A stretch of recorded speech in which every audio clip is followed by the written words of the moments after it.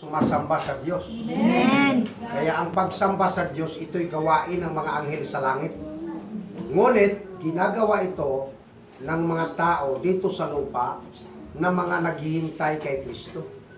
Sapagkat si Kristo ay babalik Tunay. at sa kanyang pagbalik, mga kapatid, tayo ay naghihintay ngayon.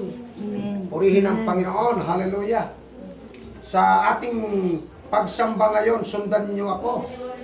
Sa ating teksto, dito sa 1 Corinthians 15, verse 51. Behold, I show you a mystery. We shall not all sleep, but we shall all be changed.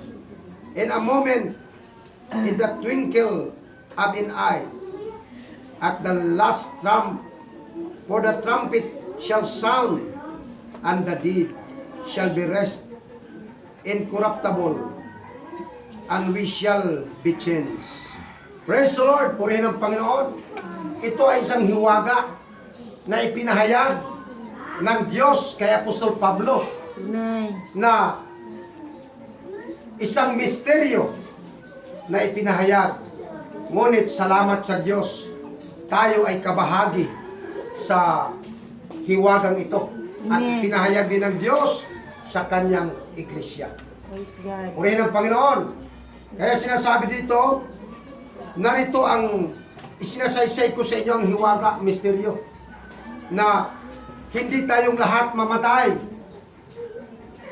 Ngunit tayong lahat ay babaguhin sa isang kisap mata, sa huling tunog ng trumpita, sapagkat ang trumpita ay tutunog at ang mga nangamatay ay muling babaguhin Amen. patungo sa wala ng kamatayan. Praise the Lord! Praise Kaya God. ito ngayon, bakit tayo naglilingkod sa Diyos? O, naglilingkod tayo dahil sa pag-asang ito. Dahil sa pag-asang ito na ating pinanghawakan, lahat ng tao sa mundong ito naghihintay sa pagbabalik ni Kristo. Tunay. Pero, may mga question dyan. Lahat ba ay karapat-dapat maghintay? Lahat ba ay nasa kalagayan na maghintay sa pagbalik ni Kristo? Mga kapatid, tingnan natin, sasagutin natin yan mamaya. Okay, purihin ang Panginoon. Sino lamang ang karapat-dapat at pwedeng maghintay? Una, ang pwedeng maghintay, ang mga taong tinawag at Amen. inilagay sa kanyang iglesia, Praise God. sapagkat ang iglesia ni Kristo siyang kanyang babalikan. Sino ngayon yung nagsalita nung tawagin ang mga tao para sila'y dalhin sa iglesia? Ngunit ang karamihan, sasabihin nila, basta binasa mo ang Biblia, tama yan, pero hindi sapat. Tunay. Sapagkat sinasabi ng salita ng Diyos na ang nakapagsasalita lamang ng salita ng Diyos, walang iba kundi ang mga sinugo ng Diyos. Amen. Praise the Lord! Sino ngayon ang nanawagan? Ang Diyos. Sino nagsasalita ay ang kanyang mga sinugo. Praise God. Ngunit ang mga sinugo, sila ang binigyan ng karapatan ng Diyos upang tawagin ang mga tao patungo sa kanyang iglesia at doon hintayin si Kristo. Amen. Maraming reliyon naghihintay. Maraming mga tao naghihintay sa buong mundo. Pero hindi sila karapat-dapat. Bakit hindi sila karapat-dapat? Sapagkat hindi nagsalita sa kanila ang Diyos. Hallelujah. Kung nagsalita sana sa kanila ang Diyos, karapat-dapat sana silang maghintay. Sapagkat hindi sila sinabihan na mangaral ng salita ng Diyos.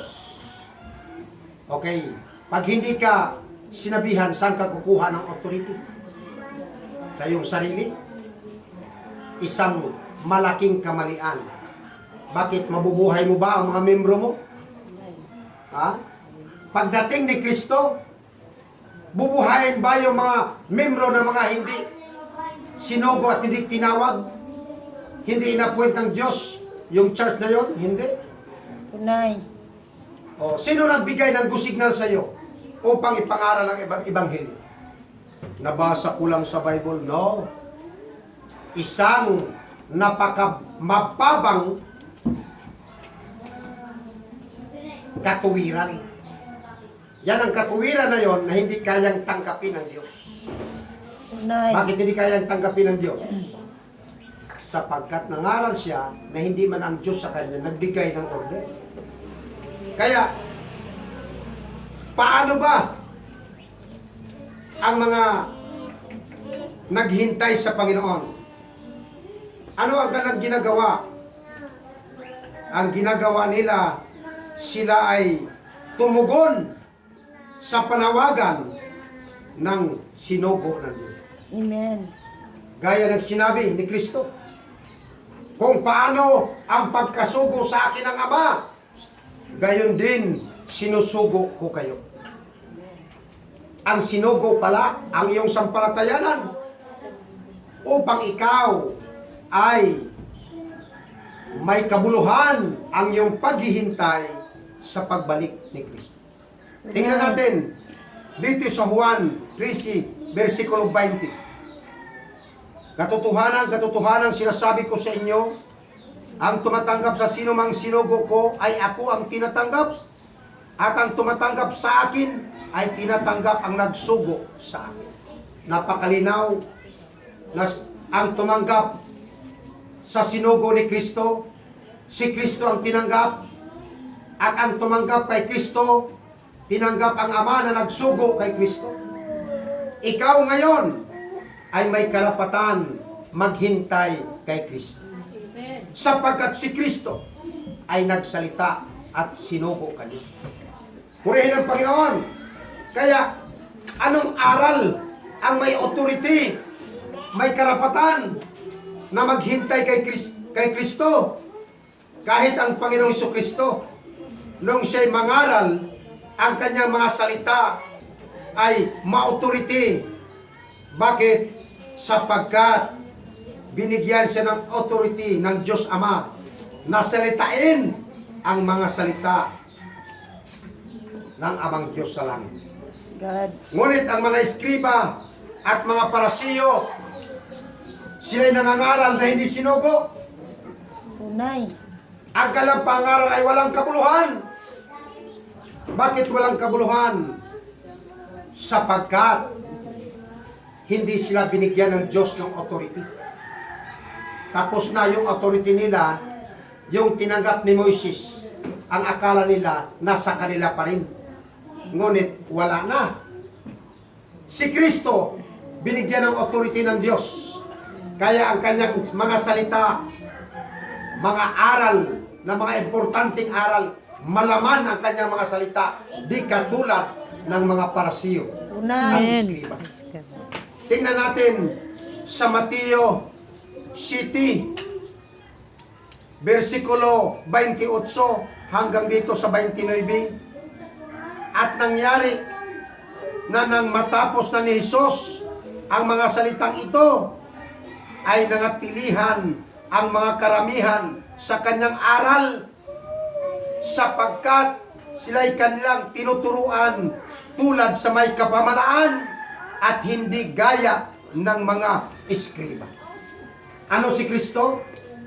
Teaching with authority sa lahat ng mga tao na nakinig sa Kanya. Ngayon, sa biyaya ng Diyos, ako ay nagtuturo na may authority, may karapatan. Amen. Bakit? Sapagkat ako man ay sinugo din ng Diyos Praise God. sa pamagitan ni Kristo. Anong saksi mo na ikaw sinugo? Mismo ang Diyos naging saksi ko. At pati ang mga kulog at kidlat doon sa harapan ng trono ng Diyos, Amen. sila ay mga saksi ko na ako'y sinugo ng Diyos. Praise the Lord! Isa yan sa patunay na ako ay isa sa sinugo at tinawag ng Diyos. Purihin ang Panginoon Amen. ang mga eskriba at parasiyo, mga kapatid, nangangaral sila upang ang tao ay ihulog sa impyerno. Hallelujah. Bakit? Wala silang karapatan, wala silang authority magdala ng salita ng Diyos. Kaya sabi ni Kristo, ang mga nauna sa akin, mga tulisan at magnanakaw. Ngunit si Kristo, mga kapatid, ay dumating na tunay na sinugo ng Diyos Ama. Amen. Tunay na pastor ng mga tupa. Purihin ang Panginoon. Tingnan natin ng mga eskriba at parasiyo. Iniikot nila ang mga dagat, naglalakbay sila. Ang mga kalupaan ay kanilang pinuntahan upang hanapin nila ang iba yung anak ng impyerno. Hallelujah. Bakit anak ng impyerno? Ang kailang turo at aral ay para ang tao mapunta sa impyerno. Kawawa naman. Tingnan natin dito sa Mateo 23, versikulo 15. Saapan ninyo, mga eskriba at mga parasiyo, mga mapagpaimbabaw, sapagkat inyong ililibot ang dagat at ang lupa sa paghanap ng isa ninyong kakampi, at kung siya'y magkagayon na, ay inyong ginagawa siyang makaibayo pang anak ng impyerno kaysa inyong sarili. Mayroon bang relihiyon na nangangaral para mapuntang impyerno ang tao? Mayroon.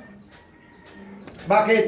Ang kanilang mga salita at ang kanilang mga doktrina ay against the teaching of Jesus Christ. Yung tinuro ni Kristo na papuntang impyerno, pag gumawa na yan, yan naman ay turo nila na yan ang gawin ninyo. Yan ay isang malaking kamalian. Nay. Ngunit salamat sa Diyos na ang Diyos ay patuloy na nagsusugo. Tunay. Purihin ang Panginoon. Kaya ang mga tao, mahirap dalhin ang tao pagdating sa Diyos. Pagdating sa katotohanan, ang tao mahirap dalhin. Tunay. Bakit mahirap dalhin ang tao?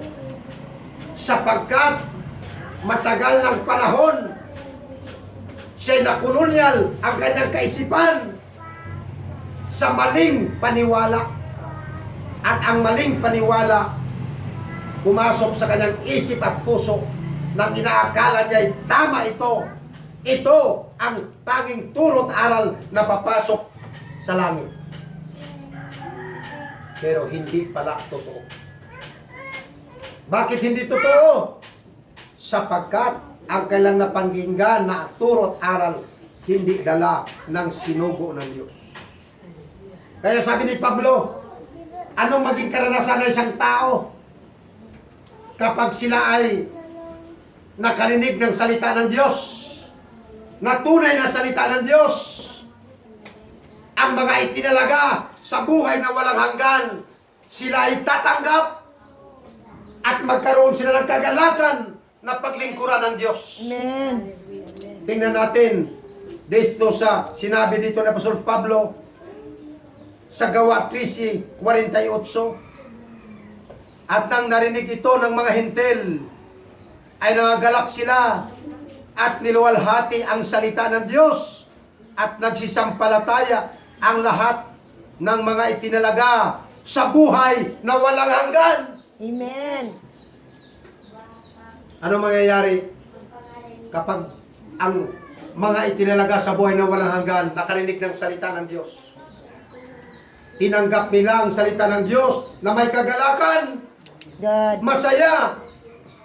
Luluwalhati nila ang Diyos sapagkat dumating na ang panahon na yung kanilang destination narinig na nila.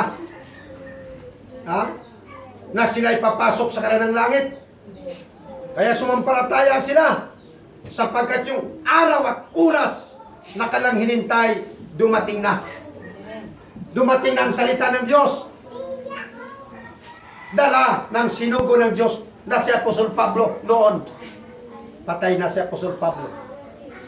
Pwede pa bang buhayin yung patay para magsalita? Sa Biblia, mayroong isang hari na kahit patay na ang isang propeta, gusto niyang magbangon pa para magsalita sa kanya. Si King Saul, gusto niyang pabangunin si Samuel para doon siya makusisa tungkol sa kanyang kalagayan, katayuan, pagdating sa digmaan sa Israel. Pero bagay na yon, nakarumal-dumal sa Diyos. Tunay. Bakit? Sa Diyos, bawal tawagin mo ang mga patay.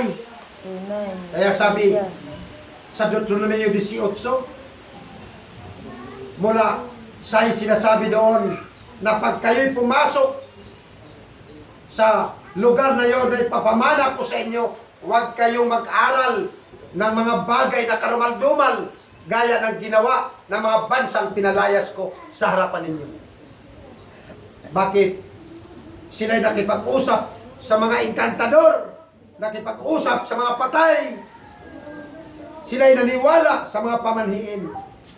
Ngayon yung patay na, pwede pa bang mga siwa sa loob ng iglesia? Hindi na. Papalitan siya ng Diyos ng buhay. Si Kristo, hindi pwedeng palitan sapagkat sinanatiling buhay Amen. doon Praise God. sa santuaryo ng Diyos Ama sa langit. Siya ngayon ang namamagitan sa atin araw at gabi. Praise the Lord! Praise God. Kaya, ang salita ng Diyos bumubuhay sa mga taong patay. Spiritually patay sila. Physically buhay.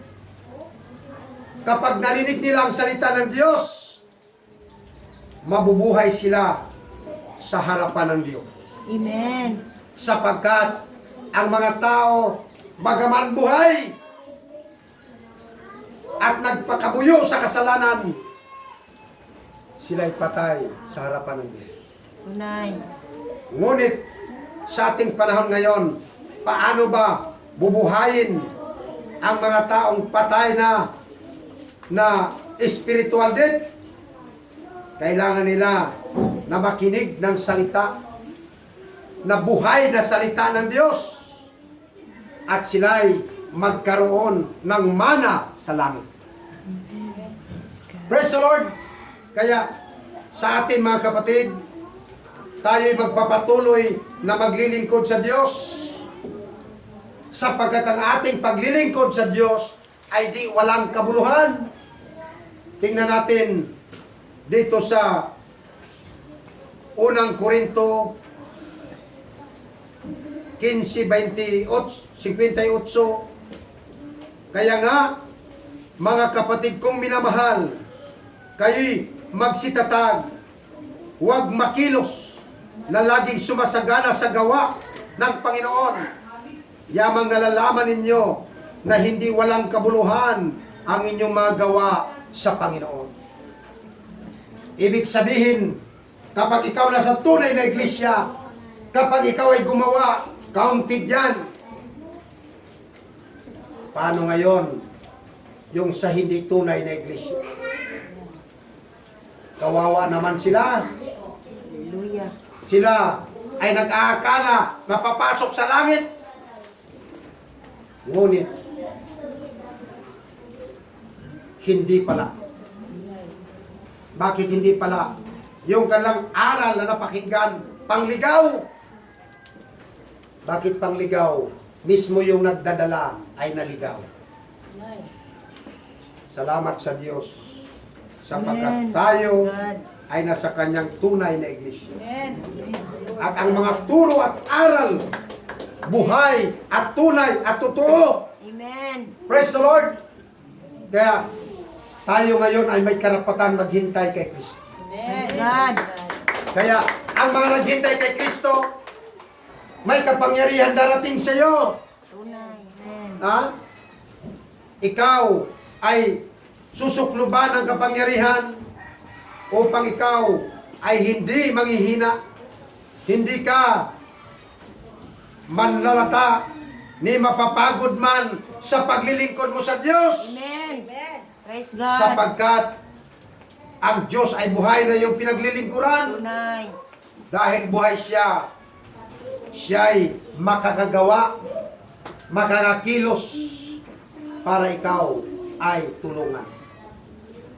Paano ngayon kung naglingkod ka sa Diyos na patay? Oo. May bibig na hindi nagsasalita. May tainga na hindi nakakarinig. May mata na hindi nakakita. May kamay na hindi nakakagawa. Walang kwinta yan. Ang mga naglingkod sa Kanya at nagtiwala sa kanila at gumagawa sa kanila ay matutulad sa kanilang Diyos. Hallelujah. Ganon din ang mga nagtiwala kay Kristo. Pagbalik ni Kristo, sila ay matutulad kay Kristo. Kaya sabi ni Apostol Juan, hindi pa natin alam kung maging ano tayo. Ngunit alam natin na kung si Kristo ay darating, sapagkat tayo mga anak ng Diyos, tayo ay maging katulad niya. Sapagkat makikita natin siya Praise sa kanyang God. sarili. Paano ka? Matutulad ka ni Kristo. Tayo, sapagkat makikita natin siya sa kanyang sarili. May kapangyarihan na dala si Kristo sa kanyang pagparito. Tunay. Babaguhin niya ang katawan mula sa kabulukan, mula sa kahinaan, mula sa kamatayon. Kaya ang huling kaaway na awayan ni Kristo lalabanan na para mailaliman ng kanyang talampakan ay ang kamatayan. Tunay. Praise the Lord. Tingnan natin dito sa Isaiah 40 versikulo 28. Hindi mo ba nalalaman, hindi mo ba naririnig ang walang hanggang Diyos, ang Panginoon ng may lalang na mga wakas ng lupa, hindi nanlalata o napapagod man, walang makatarok ng kanyang unawa. Siya ay nagbibigay ng lakas sa mahihina, at ang walang kapangyarihan ay pinapanaganan niya sa kalakasan.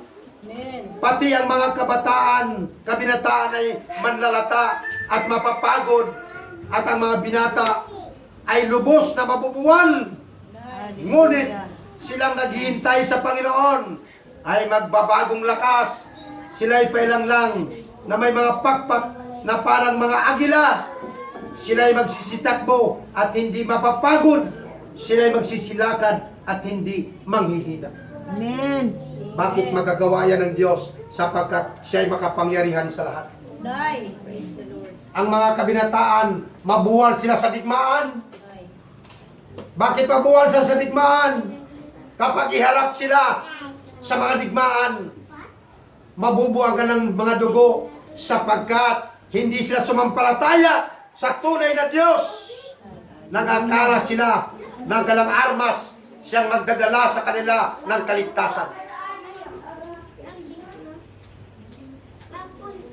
Ngunit, sabi ni David, ang mga karo at pana at sibat at espada ay hindi makapagliligtas, sapagkat ang Diyos lamang nag-iisang tanging tagapagligtas. Amen. O tingnan mo yung mga kabinataan, masyado silang self-confident sa kanilang strength. Lalo na galing na sa training, kondisyon ng katawan, parang manok may sasabong. Masyadong tiwala sa kanilang armas, pero hindi sila nagtitiwala sa tunay na Diyos. Mayroong tinitiwalaan na kinikilalang Diyos, pero hindi tunay at totoo. Hallelujah. Sapagkat ang nangaral sa kanila, hindi naman sinugo ng Diyos. Purihin ang Panginoon. Amen. Kaya, paano ka maghihintay sa Panginoon? Hintayin mo siya. Kaya sabi ni sa Tito 2:13, the blessed hope, yung pagdating ni Kristo. Siyang mapalad na pag-asa sa mga naghihintay sa tunay na iglesia. Praise God. Malas yung naghintay sa hindi tunay na iglesia. Bakit malas? Hindi naman talaga sila papasok sa langit. Bakit di sila papasok sa langit? Bakit sinabihan ba sila ng Diyos na papasukin sila sa langit? Pero yung tunay na naghintay, sinabihan yung kanang leader. Amen. O tingnan mo sa panahon ni Noe. Si Noe, pumasok sa daong nung malapit na ang baha. Gumawa ng daong. Sa atin, ano ang daong natin? Ang church. Amen. Yan ang daong.